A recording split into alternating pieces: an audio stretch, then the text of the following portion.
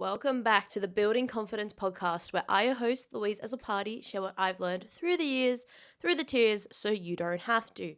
This is episode 102, and this episode is proudly supported by Zadie. So, this one is all about who is your inner voice. And we're going to go through that, what that means, how that comes about, and what you do about it. So, your inner voice.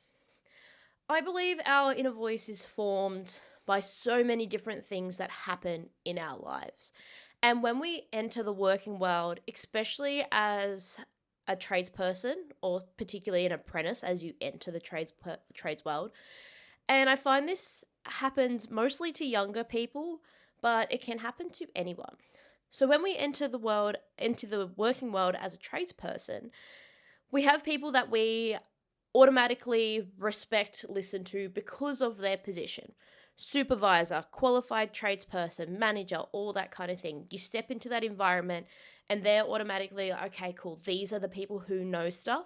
These are the people who are in charge of what I do, what I'm allocated to, all that kind of thing. These are the people with the knowledge. I need to be open and absorb what they tell me so I can learn. The thing is with this is all well and good if those people know how to teach, or they at least try and teach with a bit of kindness. And I've spoken about it before, but bully teaching. A lot of tradespeople learn by being bullied and not by being guided, or there hasn't been a healthy way of looking at what accountability looks like versus what bullying looks like. Some people say, this is accountability and describe bullying, and that is not okay. So we've put ourselves in this position, this intense learning position as an apprentice, and we've opened our mind up, and this person that we respect knowledge-wise for technical skills is treating us like shit. We've opened our brain up to absorb their information. And if we're not aware of it, we absorb all of the stuff. We absorb the way they talk, the way they treat us, and that can get in and impact our self-talk, the way that we talk to ourselves. And before long, if left unattended, that person's voice can become your inner voice. That's not good enough. Why do you always do this? You're never going to learn. If someone is saying things like that to you, then sometimes you start saying them to yourself. And it's not good. It's not helpful in any way, shape, or form. Yes, we want to have accountability. Oh, look, I don't know how to do this. I need to learn how to do this. That's one way. Oh no, I got that wrong. I need to get more clarity on how to do it right.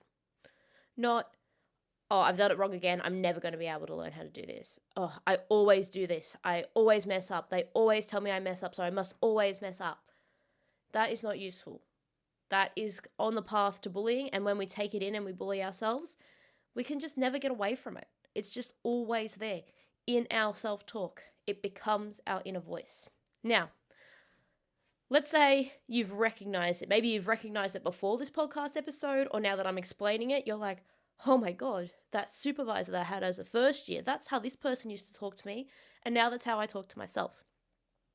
One of my girls, she's recently left a workplace, and we started working on it before she left the workplace because the person that was above her that she was learning off, her supervisor, was like that. You're never going to get it right. You're not going to learn. You're not learning. Why are you so far behind? You're always behind. You're not where you're supposed to be. You stuffed it up again. You always stuff it up. That's the kind of things that she was being told. And I did a post on sexism versus bullying, so I want to touch on that slightly here. So what this person was doing to her was bullying. This person was doing it to other people in the workshop as well. When we go into sexism, it's typically, okay, if you're in a group of men and you're the only woman, or there's a few women and the women are being treated a particular way, then that comes in sexism. So I fully acknowledge that this person, unfortunately, was being bullied. This tradeswoman was being bullied. She decided to stick it out for a little bit until she got another job. But what happened is this supervisor, let's call him Dennis, he become her inner voice. And we really started picking that. I was like, cool, tell me what happened with this job. Because she'd be like, oh, I had a job, it didn't go well, blah, blah, blah. She'd tell me about the job. And I'd be like, who does that sound like? Who does that sound like? And she was like, oh, that sounds like Dennis. Like the thoughts that she was telling herself as things weren't going her way or going right. You're not good enough. You're never going to be able to do this. And those thoughts aren't helpful. They send you into a panic spiral and switch your brain off, which is not useful for being able to solve the problem that is in front of you. So what we do, we notice we notice the words in our head. We notice that they're not useful. And if they've come from someone that you know, one way to separate them from yourself is to name them. Oh, yeah, that's just Dennis. When you start on that spiral, I'm not good enough. I'm never going to be good enough. I'm always stuffing up.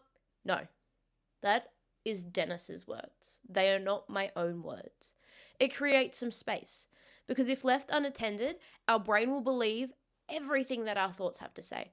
But our thoughts are just little electrons flying in there, and we have like 100,000 thoughts a day, or there's some ridiculous number depending on what documentation that you look at. Let's just say we've got a ridiculous amount, 100,000 plus thoughts just firing in our heads. We don't have to believe them. Not all of them are true. Some of them are just like, from stories that we've told ourselves or books that we've read or just, looking at different things, and thoughts are firing. Words are getting put together. It's up to you how much you believe them and how personally you take them. And having this idea that we've gone back to the person who's given us this self-talk, who's talked to us this way, and we name it. We name it. Oh, yeah, that was Dennis. Oh, yeah, that was Sam. Oh, yeah, that was Matt. Oh, yeah, that was Luke. Whoever they were, name them. Give those thoughts that name. Because if it is over there, if it is away from you, if it's a separate person that is saying those thoughts, it's easier to move through them. Yes, you might still feel the hurt. That might not go away straight away, but it creates some space to realize, that person's not here anymore. I'm not being treated that way anymore. In this moment, how am I being treated and what do I want to do next? It creates that separation. Now, yes, let's say we've named them. Over time, because depending on how long this person was either in your life or how long you've been talking to yourself this way. So let's say it was like all of your first year and then you've, gone on to a different workplace and, now you're a third year and you're just listening to this podcast and you're kind of like, oh shit, that's been happening. So that's 3 years of your life that it's been going around. We need to be careful that when we implement something new, we're not saying, I know what to do, and if I can't do it straight away, then I'm broken. I can't do this. I'm never going to be able to change these thoughts. Those kind of things aren't useful to tell ourselves either in this process. So even just when we catch it, even if we've spiraled for a little bit and we're like, oh damn, I've wasted all that time spiraling, it's okay. Just be proud of yourself that you caught it. And then next time you'll catch it a little bit sooner, and you'll catch it a little bit sooner, and then it will fade. Slowly. Now I use that, okay, you were in that situation for 1 year, you move workplace, now you're catching it as a third year. Sometimes this happened to us our whole apprenticeship. If it happened to you your whole apprenticeship, 4 years where you were trying to absorb knowledge, and at the time you were absorbing all these smart ass comments, these people putting you down at the same time.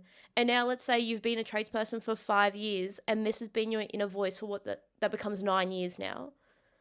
It's okay if it takes time to catch it. It's okay if it takes time to separate it. There's nothing wrong with that. Maybe you've gone the 9 years and it takes you 1 whole year to slowly get rid of this inner voice. That is fine. That it's okay if it takes you a year. It's okay if it takes you 2 years. That is fine. Because even in that, so you've got 2 years, 9 plus 2 is 11. So you've got that. And then, how long do you have left of your career? Another 20, 30, 40 years, depending on how old you are.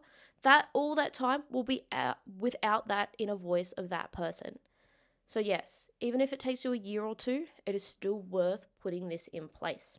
It's still worth chipping at it so it fades away slowly. You know what? If you get it and it fades away straight away, I'm a little bit jealous, but good on you. That is also absolutely fine. I'm so proud of you if that happens. And I'm also proud of you if you put in that work every single day for 2 to 3 years to get rid of it. Just doing that work and separating those negative thoughts, those negative things that have been said to you and getting rid of them bit by bit no matter how long it takes you. I'm so proud of you. All right, so that was this episode.